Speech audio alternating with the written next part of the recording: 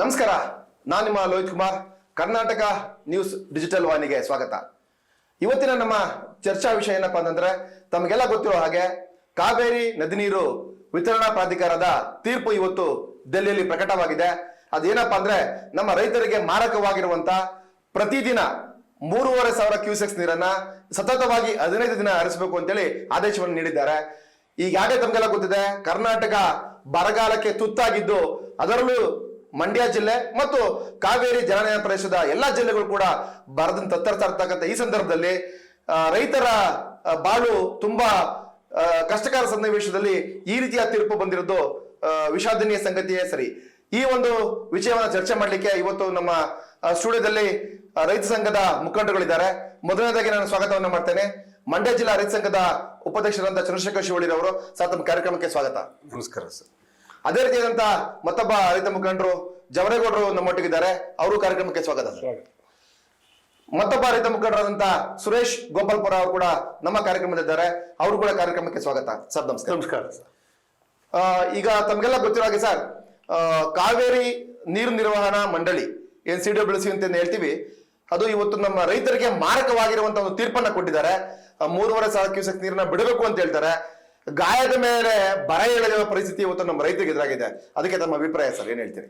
Sir, ಮೊದಲು ನಿಮ್ಮ ಕರ್ನಾಟಕ ವಾಹಿನಿ ದೂರದರ್ಶನದವರೆಗೆ ಧನ್ಯವಾದಗಳು. ಯಾಕೆ ಅಂತಂದ್ರೆ, ರೈತರ ಬಗ್ಗೆ ಕಾಳಜಿ ಇಟ್ಟು ರೈತರ ವಿಚಾರವನ್ನು ವಿಶ್ಲೇಷಣೆ ಮಾಡಿ ಈ ರಾಜ್ಯಕ್ಕೆ ಉಣಬಡಿಸ್ತಾ ಇದ್ದೀರಿ ಅಂದರೆ ಪ್ರತಿಯೊಬ್ಬರಿಗೂ ವಿಚಾರ ತಿಳಿಯಲಿ ಅನ್ನುವ ನಿಟ್ಟಿನಲ್ಲಿ ಹೋಯ್ತಾ ಇದ್ದೀರಿ. ನಿಮಗೆ ನಿಜವಾಗ್ಲೂ ನಮ್ಮ ಧನ್ಯವಾದಗಳು. ಆಮೇಲೆ ಏನು ಸರ್ ಅಂದರೆ, ಈ ಪ್ರದೇಶದಲ್ಲಿ ಕಾವೇರಿ ಜಲಾನಯ ಪ್ರದೇಶದಲ್ಲಿ ಈಗ ಭೀಕರ ಬರಗಾಲ ಬಂದಿದೆ. ಭೀಕರ ಬರಗಾಲ ಬಂದಿರೋದು ಈ ರಾಜ್ಯಕ್ಕೆ ಗೊತ್ತಿರುವಂಥ ವಿಚಾರ. ಈಗಿನ ಮುಖ್ಯಮಂತ್ರಿ ಏನು ಹೇಳವ್ರೆ, ಇಲ್ಲಿಗೆ ಏನು ಈಗ ಮಳೆ ಬೀಳ್ತಾ ಇಲ್ಲ, ಇದರಿಂದ ಯಾವುದೇ ಕಾರಣಕ್ಕೂ ಯಾರು ಬೆಳೆ ಹಾಕ್ಬಾರ್ದು ಅಂತ ಹೇಳವ್ರೆ. ಮೊದ್ಲೇನು ಹೇಳಿದ್ರು, ಮಳೆ ಬೀಳ್ತಾ ಇಲ್ಲ ಹಂಗಾಗಿ ಬೆಳೆ ಹಾಕ್ಬಾರ್ದು ಅನ್ನೋ ವಿಚಾರ ಹೇಳಿದ್ರು. ಜೊತೆಗೆ ಅಕಸ್ಮಾತ್ ಅದಕ್ಕನುಗುಣವಾಗಿ ಬೆಳೀರಿ ಅಂತ ಒಂದು ವಿಚಾರ ಹೇಳಿದ್ರು. ಬೆಳೆ ಬೆಳೀರಿ ಅಂದ್ರೆ ಮೊದಲು ಸರ್ ತುಂತುರುವಾಗಿ ಇದ್ರ ಮನೆ ಅದು ಬಿತ್ತನೆ ಸೋನೆ ಅಂತ ಬೀಳ್ತಿತ್ತು. ಆ ಬಿತ್ತನೆ ಸೋನೆ ಬೀಳುವುದೇ ನಿಂತೋಗೋದಕ್ಕೆ, ಸೋನೆನೇ ಬೀಳ್ತಾ ಇಲ್ಲ, ಮಳೆನೇ ಬೀಳ್ತಾ ಇಲ್ದೋದಕ್ಕೆ ಬೆಳೆ ಏನು ಬೆಳೀಕಾಗೋದು?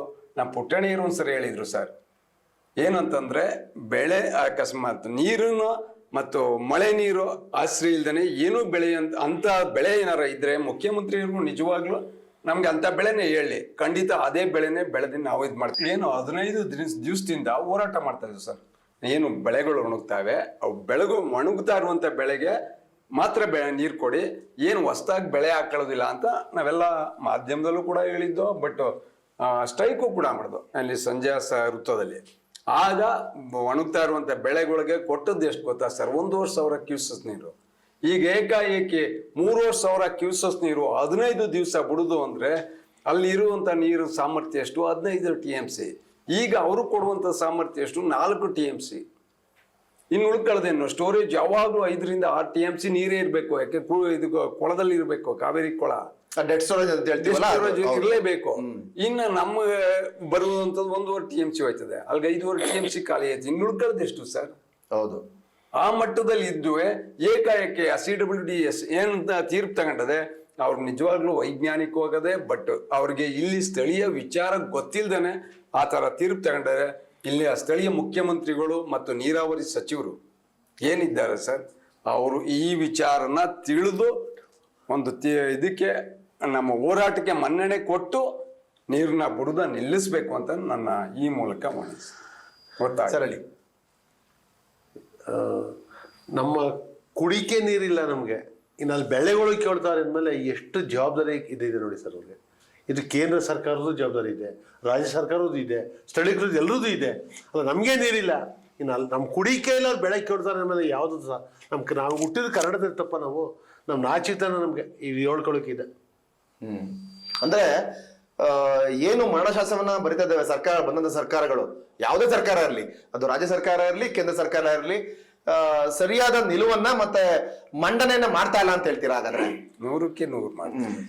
ಈಗ ಇದೇ ಮೊನ್ನೆ ರಾಮನಗರ ಮಂಡ್ಯಕ್ಕೆ ಬಂದಿದ್ದಾಗ ಇದೇ ಉಸ್ತುವಾರಿ ಸಚಿವರು ಎಲ್ಲ ಅವರ ಉಸ್ತುವಾರಿ ಸಚಿವರು MLAಗಳು ಆಮೇಲೆ ಇಂಜಿನಿಯರ್ ಕರೆಸಿ ಮಾತುಕತೆ ಆಡಿದ್ದಾರೆ. ಮಾತುಕತೆ ಆಡಿ ಅದ್ರ ಬಗ್ಗೆ ಎಲ್ಲ ವಿಚಾರಣೆ ತಗೊಂಡಿದ್ದಾರೆ.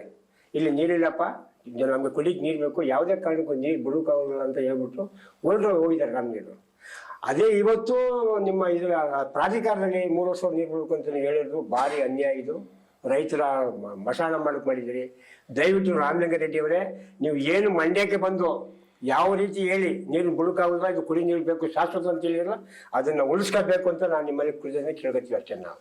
ಓಕೆ, ಅಂದ್ರೆ ಇವತ್ತಿನ ಪರಿಸ್ಥಿತಿ ಯಾವ ರೀತಿ ಇದೆಯಪ್ಪ ಅಂದ್ರೆ ಜಾನುವಾರು ಕೂಡ ಕುಡಿಲಿಕ್ಕೆ ಪರಿಸ್ಥಿತಿ ಇದೆ, ಪರಿಸ್ಥಿತಿ ಆಗಿದೆ. ಅದರಲ್ಲಿ ಬೆಳೆ ಬೆಳಿಲಿಕ್ಕೆ ತಮಿಳುನಾಡಿಗೆ ನೀರನ್ನು ಕೊಡಬೇಕು ಅನ್ನೋದು ಎಷ್ಟು ಸರಿ? ಸರ್, ಇದು ನಿಜವಾಗ್ಲೂ ಯಾರನ್ನ ಎಂತ ಇವ್ರು ಕೇಳಿದ್ರು ಈ ವಿಚಾರವಾಗಿ, ಯಾಕೆಂದ್ರೆ ನಮ್ಗೊಂದು 2-3 ಕಟ್ಲೆ ಕೊಟ್ಟರು ಸರ್, ಖಂಡಿತ ನಾವು ಭತ್ತ ಬೆಳ್ಕತ್ತೀವಿ. ಖಂಡಿತ ಅವರು ನಿಜವಾಗ್ಲೂ ಕೊಡುವಂತ ನೀರು ಸಮುದ್ರಕ್ಕೆ ಹೆಚ್ಚಿನ ಭಾಗ ಹೋಗುದು, ನಮ್ಗೆ ಬೆಳೆ ಕೊಡ್ತಾ ಇಲ್ಲ. ಅವ್ರಿಗೆ ಸಮುದ್ರಕ್ಕೆ ಕೊಡುವಂತ ವಿಚಾರ ಇದು.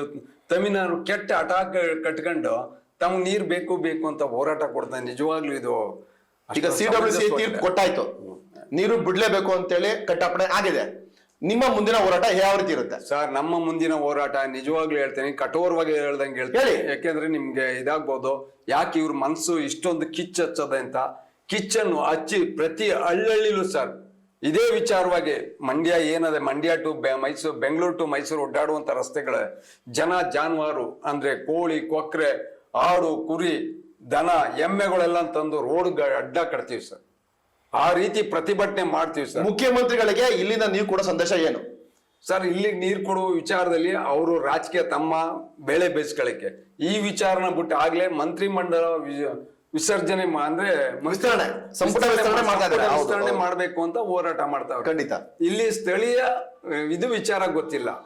ಮಂಡ್ಯ ರೈತರ ಮರಣ ಶಾಸನ ಬರಿತಾ ಇದೆ ಅನ್ನೋ ವಿಚಾರ ಅವ್ರಿಗೆ ಗೊತ್ತೇ ಇಲ್ಲ ಸರ್.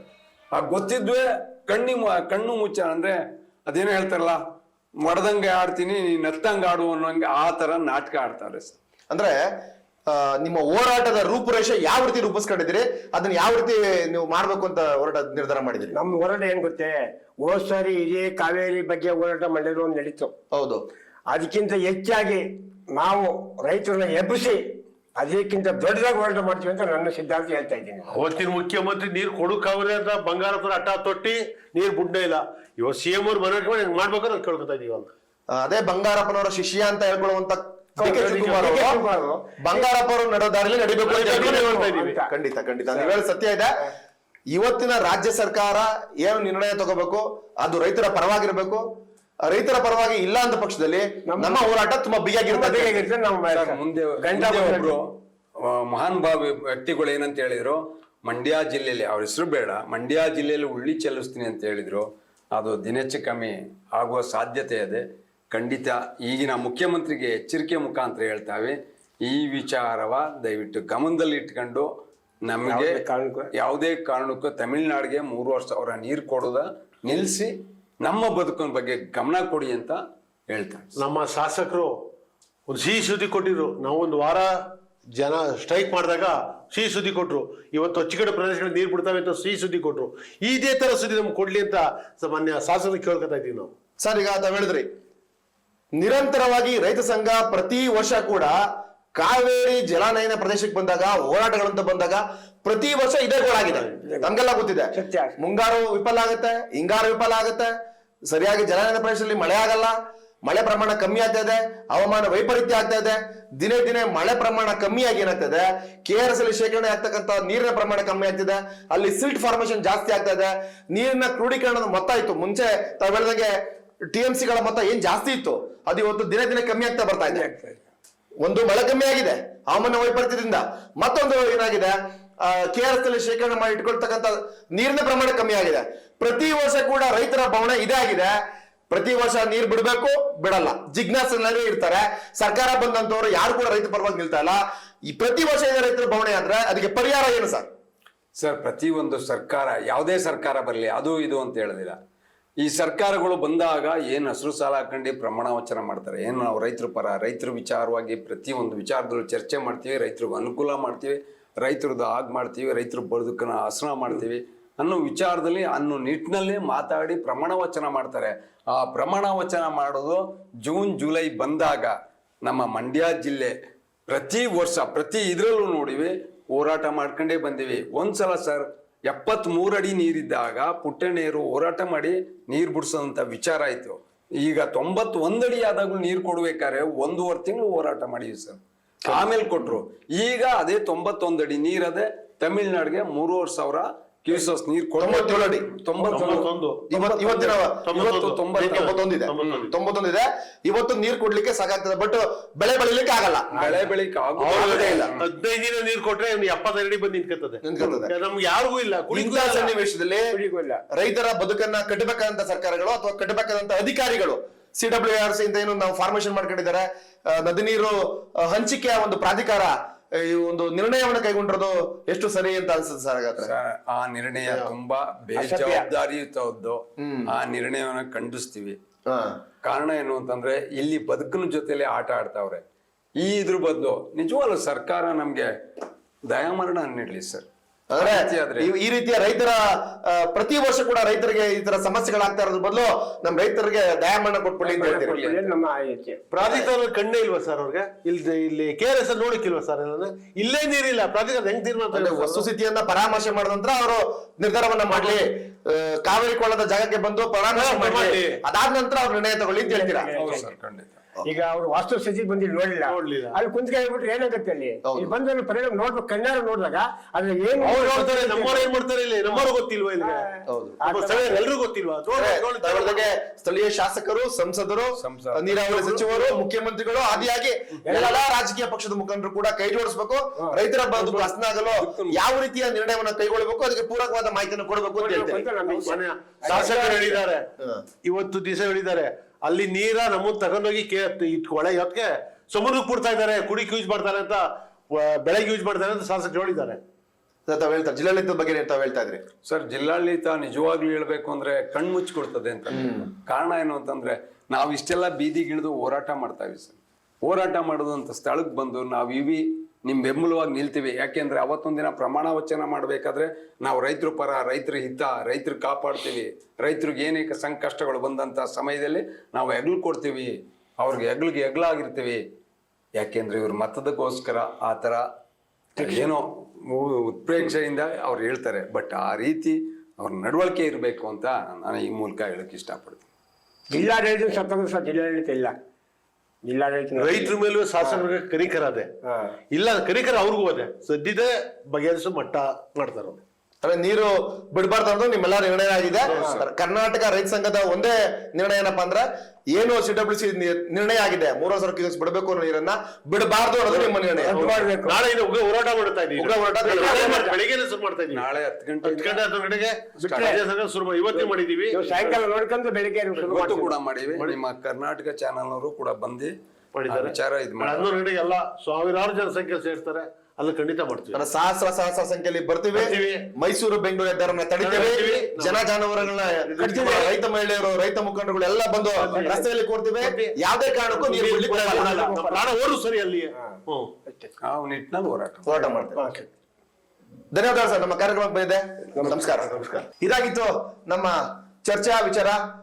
ಕರ್ನಾಟಕ ಕಾವೇರಿ ವಿಚಾರವಾಗಿ ಹಲವಾರು ಸರ್ಕಾರಗಳು ಬಂದಾಗಲೂ ಕೂಡ ರೈತರಿಗೆ ಇದೇ ಜಿಜ್ಞಾಸೆ ಮೂಡಿದೆ. ಪ್ರತಿ ಬಾರಿ ಕೂಡ ಮುಂಗಾರು ಕೊರತೆ, ಹಿಂಗಾರು ಕೊರತೆ, ಹವಾಮಾನ ವೈಪರೀತ್ಯ ಆದಾಗ್ಲೂ ಕೂಡ ಮಳೆಯ ಪ್ರಮಾಣ ಕಮ್ಮಿ ಆಗ್ತಾ ಬರ್ತಾ ಇದೆ. ಇವತ್ತಿನ ಪರಿಸ್ಥಿತಿಯಲ್ಲಿ 3,500 ಕ್ಯೂಸೆಕ್ಸ್ ಅನ್ನ 15 ದಿನ ಬಿಡ್ಲಿಕ್ಕೆ ಸುತಾರಾಮ್ ಸಾಧ್ಯವಿಲ್ಲ. ಯಾವುದೇ ಈ ನಿರ್ಣಯವನ್ನ ಸರ್ಕಾರ ಬೇಷರತ್ತಾಗಿ ಖಂಡಿಸಬೇಕು ಮತ್ತೆ ಅದನ್ನು ವಿರೋಧ ಮಾಡಬೇಕು. ವಿರೋಧ ಮಾಡದೇ ಹೋದ ಪಕ್ಷದಲ್ಲಿ ರಾಜ್ಯ ರೈತ ಸಂಘ ಉಗ್ರವಾದ ಹೋರಾಟವನ್ನು ಕೈಗೊಳ್ಳುತ್ತೆ. ಮೈಸೂರು ಬೆಂಗಳೂರು ಹೆದ್ದಾರಿಯಲ್ಲಿ ತಡೆಯನ್ನ ಮಾಡ್ಬೇಕಾಗುತ್ತೆ, ಹೋರಾಟ ತೀವ್ರಗೊಳಿಸಬೇಕಾಗುತ್ತೆ ಅಂತೇಳಿ ಈ ಮೂಲಕ ಹೇಳ್ತಾ ಇದ್ದಾರೆ. ಅವರ ಒಂದು ಮನವಿಯನ್ನ ಪುರಸ್ಕರಿಸುತ್ತಾ ಸರ್ಕಾರ ಯಾವ ರೀತಿ ನಿರ್ಧಾರವನ್ನು ಕೈಗೊಳ್ಳುತ್ತೆ ಅಂತ ಕಾದು ನೋಡೋಣ. ಕರ್ನಾಟಕ ನ್ಯೂಸ್ ಡಿಜಿಟಲ್ ವಾಹಿನಿಯ ಇನ್ನಷ್ಟು ಮತ್ತು ಸುದ್ದಿಗಳಿಗೆ ವೀಕ್ಷಿಸ್ತಾರೆ. ಧನ್ಯವಾದಗಳು. ಕರ್ನಾಟಕ ನ್ಯೂಸ್ ಡಿಜಿಟಲ್ ಚಾನಲ್ ಅನ್ನು ಈಗಲೇ ಸಬ್ಸ್ಕ್ರೈಬ್ ಮಾಡಿ. ಧನ್ಯವಾದಗಳು.